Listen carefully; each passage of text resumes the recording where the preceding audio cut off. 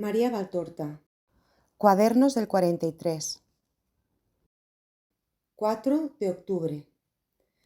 Dice Jesús: Te he dicho que los libros de la sabiduría deben leerse siempre con referencias sobrehumanas, justamente lo contrario de lo que hace el mundo, y la ciencia del mundo, que no sabe elevarse a nivel sobrenatural, sino que se esfuerza por bajar lo sobrenatural de las cosas a su nivel terreno. De este modo, coge el sentido artístico de las páginas inspiradas, siente y percibe la poesía y la música, en fin, todo lo que acaricia sus sentimientos humanos, pero no se las ingenia para abrir las puertas tras las que está encerrado su espíritu, que esa humanidad niega o se olvida que posee por lo poco que se cuida de él. Y el espíritu, oprimido como un esclavo en una cárcel oscura, no recibe el reflejo, digo reflejo, porque el rayo no desciende a través de las estrechas murallas de la soberbia y de la lujuria humana. Ni siquiera recibe el reflejo del sol de la sabiduría, radiante para todos, y él, sepultado en el oscuro pozo de la indiferencia ante lo sobrenatural, tan lejano, ni siquiera recibe la más lejana onda de ese reflejo de luz, la más lejana vibración de esa armonía que no está hecha sólo de palabras, sino de significados excelsos, y se embrutece cada vez más en una reclusión homicida. Pobres espíritus encerrados en seres dominados por la triple sensualidad de la carne. Cuando una palabra sobrenatural franquea su prisión, como un eco venido de lejos, se sobresaltan y tratan de esforzarse para hacerse oír por la carne que les oprime. Pero son vanos intentos de un débil oprimido por un gigante. Para oír la palabra tal cual es y para volver al espíritu como debería ser, señor de la carne, no un esclavo, la humanidad debería poner el hacha al pie de bosques enteros y abatir los árboles malignos, plantados por la imprudencia de algunos o por su pensamiento rebelde, y dejados crecer libremente, más aún, ayudados a crecer por otros imprudentes y otros rebeldes a la ley del Señor.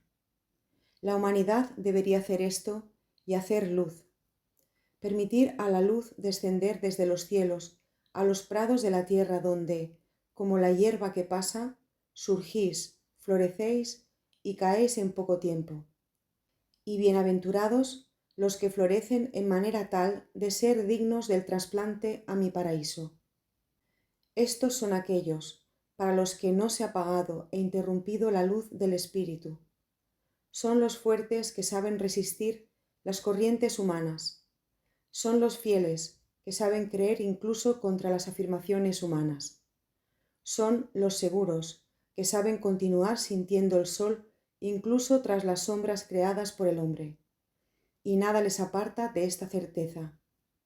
Se orientan hacia la luz como la sensible aguja de una brújula. Siguen su sol como aves migratorias. Saben dejar casa y familiares para ir al sol de su alma. Y no me refiero, María, a quien entra en un monasterio. Hay criaturas que aún viviendo en familia la dejan por mi amor, más que si se metieran tras la doble reja de un monasterio.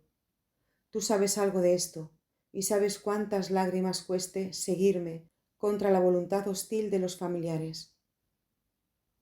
Vienen a mí, quienes saben seguir a su rey de amor, contra el egoísmo, la burla, la incredulidad de los parientes, quienes no se turban ni enfrían ante el asalto cotidiano de los comentarios injustos y de la indiferencia religiosa de los demás, sino que, al contrario, los sufren y se afanan por multiplicar la luz en ellos para llevarla al centro de su familia oscurecida. Se extenúan tutelando los intereses de Dios en el seno de la primera de las sociedades humanas, la familia, y llegan a donarme su vida con tal de lograr la vida para los muertos de su familia, los muertos de espíritu. Oh benditos, bienaventurados, heroicos hijos míos, sé lo que quiere decir ir contra el dulce vínculo del amor y la áspera cadena del prejuicio familiar para romperlos y seguir la orden del Señor. Lo sé, lo recuerdo, y recompenso con un premio especial a los escondidos mártires del egoísmo familiar y del amor familiar, a los santos mártires de mi amor, poderoso en ellos como la muerte, y que les funde como un fuego. La frase del cantar: por la noche en mi lecho busqué el amor de mi alma sin encontrarlo, debe leerse así sobrenaturalmente. Muchas veces, y por distintos motivos, llega la noche para el alma. Las necesidades de la vida, que a menudo convertís en afanes de la vida, crean sombras crepusculares, a veces tan profundas que se parecen a una noche sin estrellas. Para probar vuestra constancia, la voluntad de Dios suscita entonces otras tinieblas nocturnas. Durante estas oscuridades, el amor de vuestra alma se retira. El alma, a no ser que esté completamente muerta, ama espontáneamente a Dios su Creador. Esta llama vuestra, escondida entre las opacas barreras de la carne, tiende con nostalgia al reino del que vino y suspira por la unión con su origen, aunque no os deis cuenta. Sobre la tierra el alma se encuentra perdida entre extraños y busca la cercanía del único que le da seguridad, Dios. Cuando Dios se retira por vuestra desidia, porque habéis creado la noche con vuestros afanes humanos, el alma sufre. Primero le viene como un aturdimiento, pero después llega el momento en que se despierta de nuevo y entonces busca a su amor, y sufre al sentirlo lejos por culpa de su relajación, que ha permitido predominar a la carne con sus preocupaciones sin valor alguno. En cambio, cuando es Dios quien se retira de un espíritu para probarle y permite que la noche le envuelva, entonces este espíritu vigilante se da cuenta enseguida de que su amor le ha dejado y se levanta de golpe para buscarlo, y no encuentra paz hasta que no lo haya alcanzado y estrechado contra su corazón. Este espíritu, que ha penetrado la luz, opone a los afanes de la tierra el único afán que deberíais tener, el de la búsqueda de Dios, santo afán del alma enamorada, a la que corresponde el divino afán de Dios enamorado de las almas de sus criaturas hasta el punto de darse a sí mismo para su salvación. Ya sea que hayáis perdido mi cercanía por vuestra culpa o por mi voluntad, sabed imitar a la esposa del cantar. Salid sin demora, buscad sin cansancio y sin titubeos, sin temor. Si la lejanía depende de vosotros, sería vergonzoso que no tratarais de haceros perdonar siendo pacientes e insistentes en la búsqueda. Si depende de Dios, sería ofensivo que mostrarais impaciencia humana y con ésta casi reprocharais a Dios, que es incensurable. Y ni siquiera debéis tener temores. Cuando uno busca a Dios, Dios, aunque esté escondido, vela sobre él. Por eso el mundo no puede hacer ningún verdadero mal al buscador de Dios, aunque se ensañe con burlas o persecuciones. Pensad siempre que estas cosas tienen una duración relativa, mientras que el fruto de vuestro valeroso amor no perecerá jamás. Cuando vuestras amorosas búsquedas os concedan, al fin, reuniros con el amor de vuestra alma, estrechaos contra él con un abrazo cada vez más fuerte, hasta que se convierta en fusión total e indisoluble entre vosotros y él. Mira, pequeña esposa mía, cuando se ha llegado a ese punto, Jesús no se separa nunca. Basta que tú dirijas la mirada del Espíritu para verme cerca, tal como un esposo enamorado que deambula por la casa nupcial, y basta que la esposa se vuelva o se asome a la puerta para verla cerca de sí o en la habitación de al lado. ¿No es agradable todo esto? ¿No te da tanta seguridad, tanta paz y consuelo? Pues todavía no es nada. Cuando yo atraiga tu alma desde tu pequeña casa y de la frágil morada de carne en que está encerrada a la morada eterna, te darás cuenta de lo que es la bienaventuranza del amor. La alegría de ahora es como una gota de miel comparada con el río de dulzura que verteré sobre ti. Más tarde, dice Jesús, cuando el amor se ha hecho tan fuerte que ha llegado a ser fusión, también es inútil temer las violencias humanas que destrozan la vida o la largura de la vida misma. Cree, alma que escuchas, cree que nada es tan violento como el amor, ni tan destructivo cuanto el amor. Si la espada o las flechas de los tiranos no hubieran desangrado y atravesado a mis mártires, si el fuego y la brea no les hubiera fundido e incinerado, si el agua no les hubiera hundido o las bestias despedazado, habrían muerto de todos modos, llegados a ese punto de incandescencia de amor al que les había llevado el amor recíproco entre el cristiano y Cristo. El amor abre las venas, y el corazón más que una espada y una flecha. El amor consuma más que el fuego y la brea. El amor sumerge más que el agua, más que una bestia hambrienta aspira hacia sí el amor. Pero esta anulación de la criatura en el amor separa a la gema de su envoltura, abre el cerrojo al ángel encerrado en la carne, mejor dicho, al espíritu, para prevenir las objeciones de los indagadores humanos que se pierden analizando los matices y no miran el núcleo del pensamiento. Esta anulación libera al espíritu inmortal y lo hace nacer en los cielos que le han esperado y que se abren para que entren y se cierran tras él, poniendo barreras de paz entre él y la tierra que es hostil a los santos. Por esto os he dicho, no temáis a quien puede matar vuestro cuerpo, porque la muerte del cuerpo es liberación del espíritu. El amor es inmolador como la espada y el fuego, como el agua y las fieras. Y en vuestros días, en los que no existen las grandes persecuciones que coronan de púrpura la iglesia naciente, en verdad os digo que no faltan los mártires para los que la espada, el fuego y la fiera es la llama del amor. Aquella que llamáis pequeña flor no es menor mártir que Inés, porque la espada que asumió la vida de la una y de la otra tiene, en el fondo, un único nombre, el amor. Y en el cielo el martirio de la una y de la otra, si bien fueron consumados de forma distinta, tienen el mismo premio, porque la gloria de Dios fue el agente que les impulsó a salirse al encuentro, y el amor por las almas el que les impulsó a pedirlo. Del mismo modo es inútil temer lo prolongado de la separación. El amor la abrevia porque consuma. Un ser preso en un remolino de fuego no resiste durante mucho tiempo.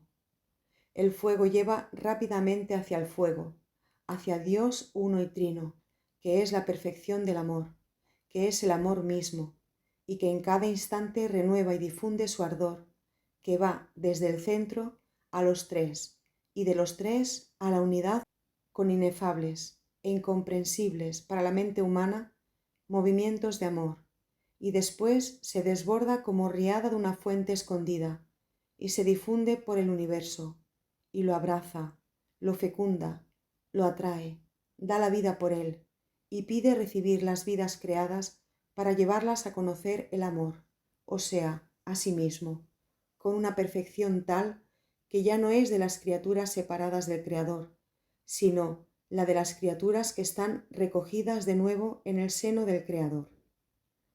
Oh luz beata, amor tres veces santo, ¿por qué mi sacrificio de Dios no ha bastado para donarme todas las criaturas? ¿Por qué, al contrario, el enemigo ha actuado de tal forma sobre la debilidad del hombre que ha hecho impenetrable mi sacrificio en casi la totalidad de las criaturas?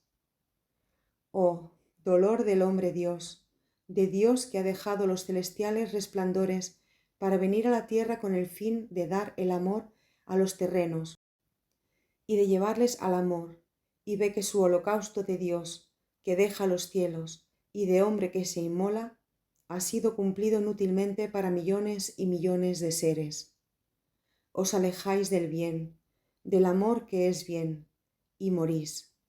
Morís después de que yo os he dado la vida. Morís por no saber amar y no quereros dejar amar por Dios. Vosotros, que habéis conocido el amor, permaneced fieles entre los hombres infieles a Jesús, vuestro Señor y Salvador, y fieles al Dios uno y trino, Padre, Redentor, amor vuestro. Nunca os separéis de ese camino seguro que termina en mi corazón. Que el amor no sea solo la guía de vuestra vida, sino que os impulse en una carrera tan veloz que sea un vuelo hacia mí. Volad hacia la luz, como la mariposa que la luz atrae. Está aquí para recibiros, y aumenta sus resplandores de alegría, porque os ve fieles. Venid, subid, solo Dios es la alegría de la criatura. 15 de octubre. Dice Jesús: la Iglesia ha aplicado a María, mi Madre bendita, las alabanzas que el esposo del cantar dedica a su amada.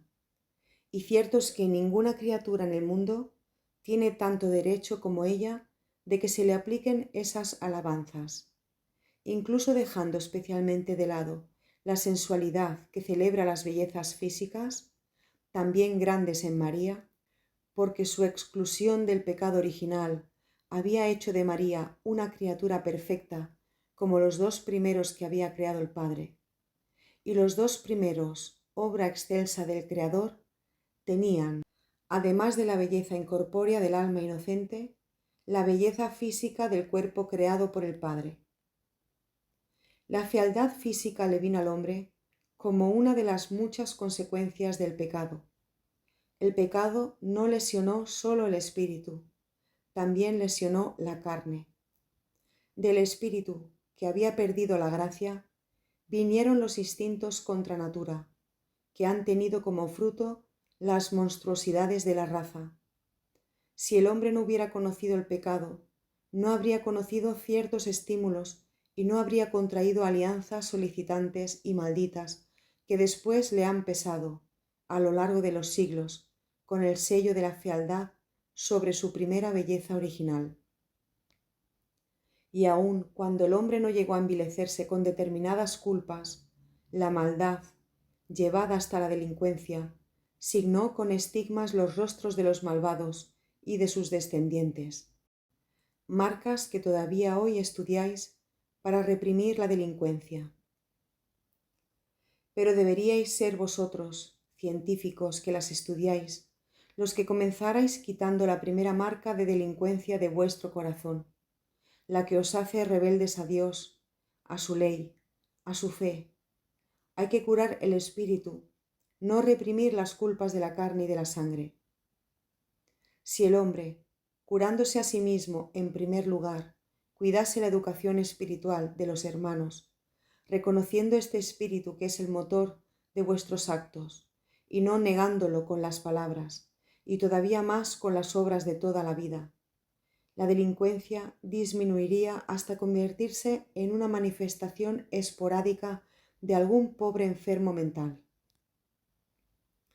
Tanto era signo la fealdad física de propia o remota conjunción con el mal, que en la época mosaica, cuando por una serie de razones que un día te expliqué, era necesario recurrir a un rigor y un extremismo que después modifiqué con mi doctrina de amor, el deforme venía excluido de los servicios divinos. Esa ley no había sido impuesta por la justicia para enseñar a los hombres a faltar a la caridad contra los infelices, sino para poner un freno a la animalidad de los hombres, con el temor y el terror de que sus culpas contra natura generasen deformes excluidos del servicio divino, máxima aspiración de los hijos de Israel. Después vine yo, sabiduría eterna, encarnada por vosotros, y modifiqué la ley con el fuego de mi caridad y a la luz de mi inteligencia. Habían pasado siglos y siglos desde la época de Moisés, y, a pesar de todas las leyes, el hombre fornicaba con el mal. Con la lujuria llevaba hasta monstruosas aberraciones. Con la crueldad llevaba también hasta realizar obras de arte de criminalidad. En los hijos de estos millones de pecadores, se señalaban las marcas de las antiguas culpas de sus padres, mientras que, bajo el revestimiento de una carne poco favorecida y deformada por defectos físicos o por horribles enfermedades, palpitaba un corazón más digno de Dios que el de muchos seres físicamente hermosos. Entonces yo, fruto del amor y portador del amor entre los hombres, os he enseñado a amar a los infelices para enseñaros el amor. He llamado a mis tullidos, ciegos, leprosos, locos, y les he curado cuando convenía.